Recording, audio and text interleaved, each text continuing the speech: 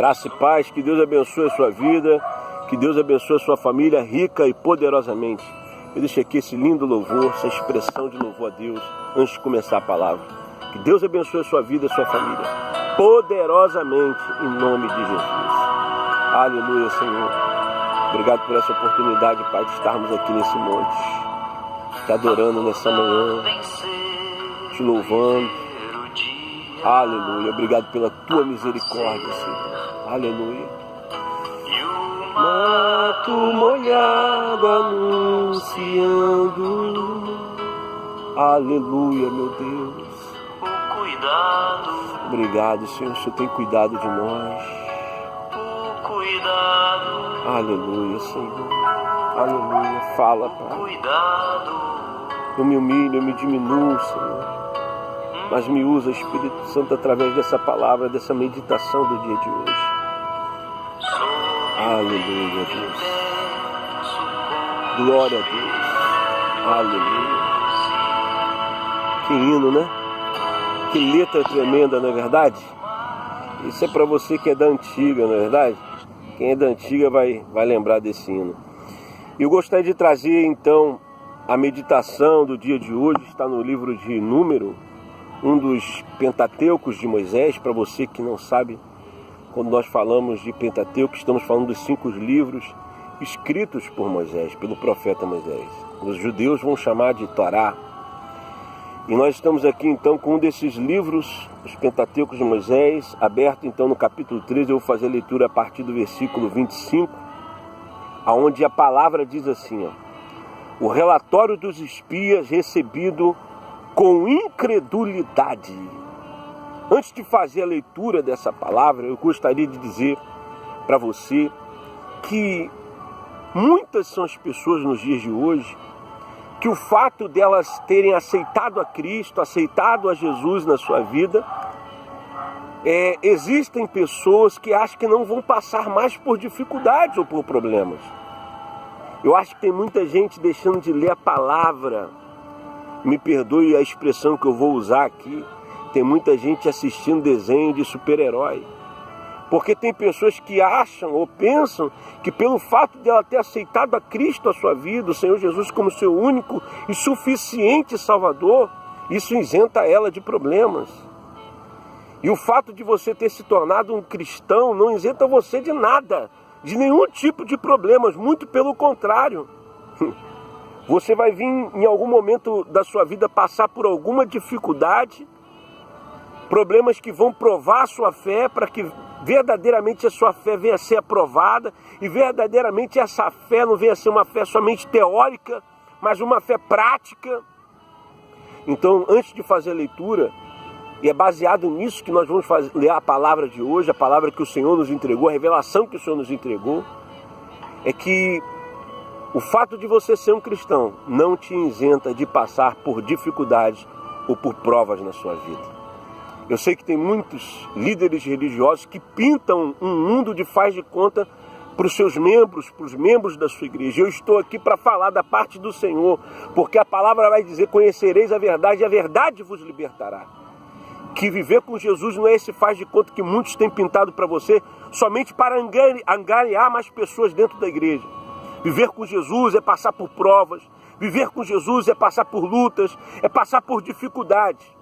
Mas é claro, nós não estamos mais sozinhos, como outrora nós estávamos, quando estávamos no Egito. E essa palavra veio a Moisés, nos dias de Moisés, assim que ele já havia libertado o povo das mãos de Faraó, do cativeiro do Egito. E é importante falar que esse chamado de Moisés, o chamado para libertar então os filhos de Israel, aquela vocação de Moisés foi para uma libertação física, política e territorial. Porque Deus, quando liberta o teu povo, Deus já havia feito uma promessa a Abraão, está lá no livro de Gênesis, se eu não me engano, é capítulo 13, versículo 15, que Deus fez uma promessa a Abraão acerca dos seus filhos, que herdariam a terra de Canaã, a terra prometida. Então, quando Deus levanta Moisés, levanta nesse propósito, para uma libertação física, uma libertação política e territorial. Ou seja, levar os seus filhos à terra de Canaã, a terra prometida. E a Bíblia diz que nesses dias, após a libertação do povo do cativeiro de Faraó, Deus falou com Moisés para que levantasse espias para espiar então aquela terra prometida. E Moisés fez segundo o que Deus havia ordenado. E a Bíblia diz assim, no capítulo 3, versículo 25. Ao cabo de 40 dias voltaram de espiar a terra, caminharam e vieram a Moisés e a Arão e a toda a congregação dos filhos de Israel no deserto de Parã de Cádiz. E deram-lhe conta a eles toda a congregação e a toda a congregação e mostraram-lhe o fruto daquela terra. Relataram a Moisés e disseram, fomos à terra a que nos enviaste, e verdadeiramente ela mana leite e mel, e este é o fruto dela. Ou seja, era conforme a promessa que Deus havia feito a Abraão lá atrás. A terra verdadeiramente emanava leite e mel. Era conforme o Senhor havia prometido ao seu servo Abraão. A terra era uma terra boa, uma terra poderosa, uma terra fértil.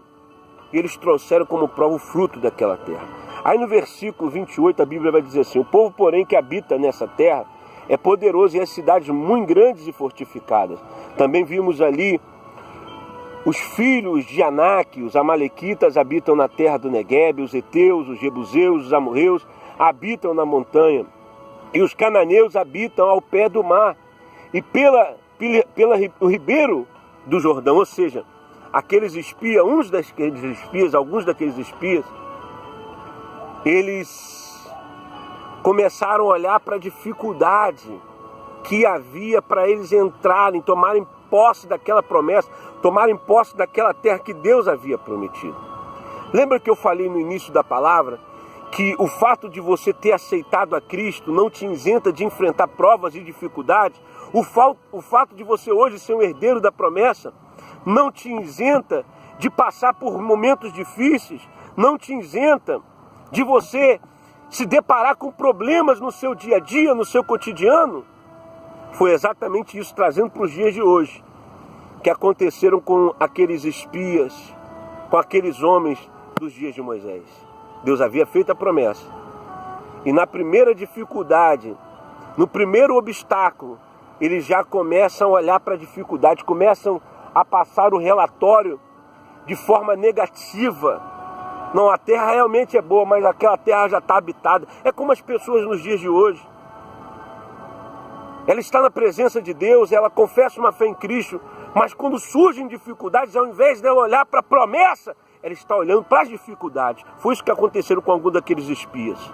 Mas a Bíblia vai dizer, eu vou ler o versículo 30, para depois adiantar para o capítulo 14, que Caleb disse o seguinte, então fez Caleb calar o povo perante Moisés e disse, eia, subamos e possuamos a terra, porque certamente prevaleceremos contra ela. Ou seja, a visão de Caleb era diferente da visão daqueles outros homens.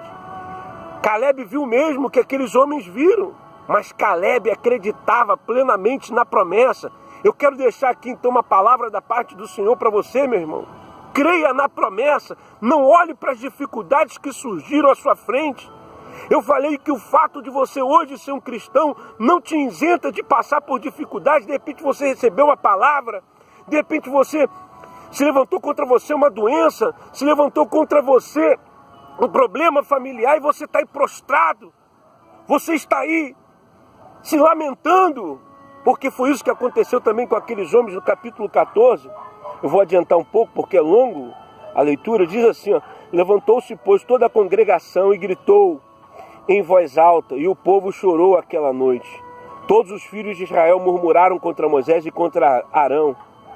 E toda a congregação lhes disse, tomara tivéssemos morrido na terra do Egito, ou mesmo neste deserto. E por que nos traz o Senhor a esta terra, para cairmos a espada, e para que as nossas mulheres e nossas crianças sejam por presa? Não nos seria melhor voltarmos para o Egito? Essa comparação é tremenda, trazendo para os dias de hoje, porque existem muitas pessoas, que estão dentro da igreja, e ao passarem por uma dificuldade, elas começam a olhar para trás, olhar para o Egito, e fazem até esse tipo de comparação. Mas poxa, quando eu não era da igreja, quando eu não estava na igreja, justamente quando você não estava na igreja. Porque se você está verdadeiramente na presença de Deus, meu irmão, você não vai ficar lembrando do Egito, olhando para o Egito como se o Egito fosse um lugar bom. E engraçado e é importante salientar que as pessoas falam do Egito, do passado, como se fosse algo bom. De repente você tem lembrado do Egito como se fosse algo bom. Os filhos de Israel começaram a lembrar do Egito e falaram, será que não era melhor a gente viver no Egito? Ou seja, na escravidão. Eles estavam lembrando do Egito como se fosse algo bom. Mas se você for verificar as escrituras, a Bíblia vai dizer que o clamor chegou até Deus porque eles estavam aflitos, angustiados. Ou seja, o Egito não tem mais nada de bom para você.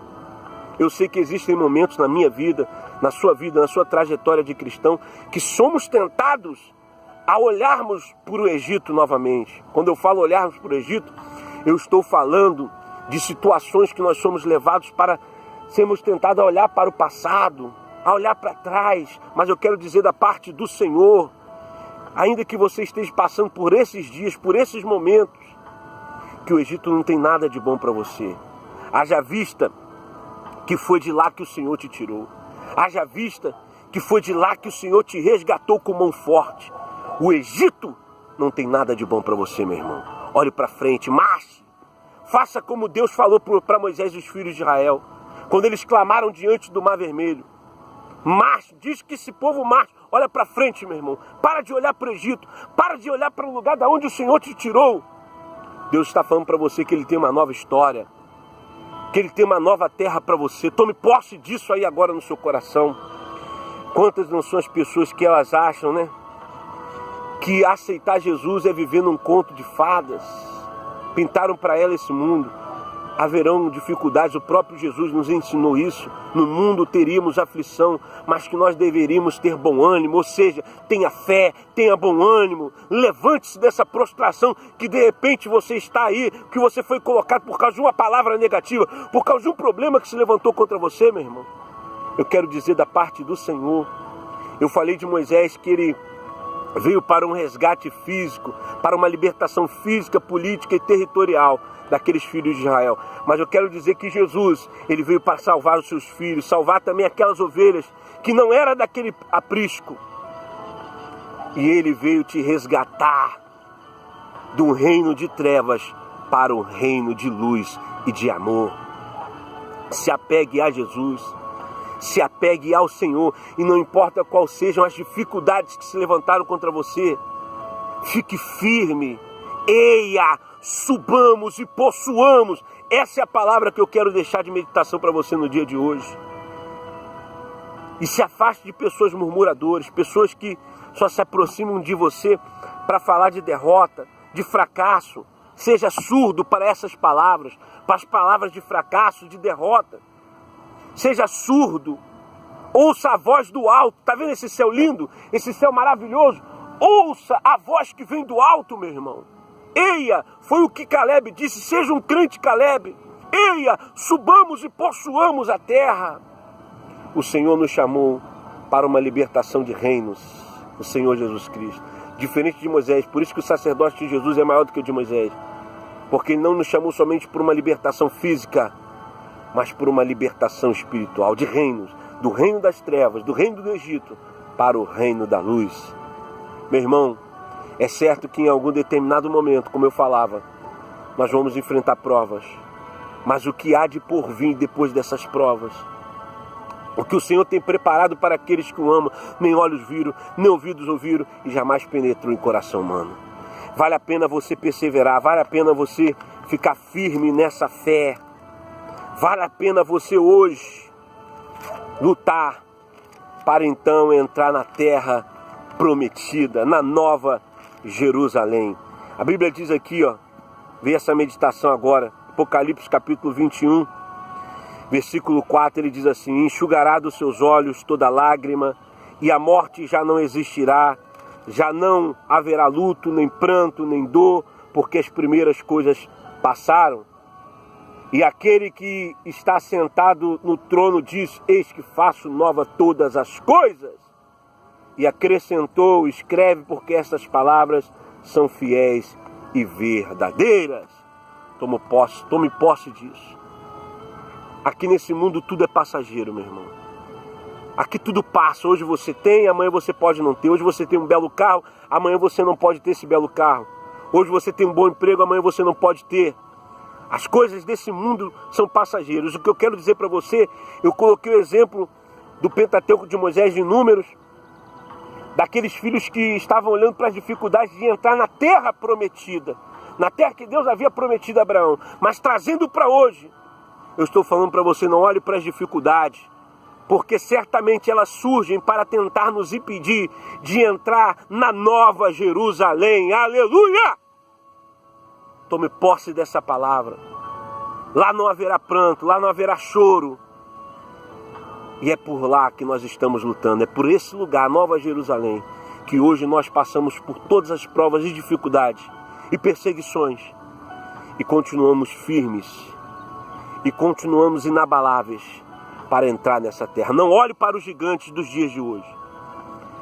Priorize a visão da Nova Jerusalém. Diga o que Caleb disse: eia, subamos e possuamos, e certamente um dia estaremos lá com o nosso Senhor, o nosso libertador, o libertador de reinos, do reino das trevas para o reino da luz. Medite sobre essa palavra. Que Deus abençoe a sua vida, que Deus abençoe a sua família poderosamente, em nome de Jesus.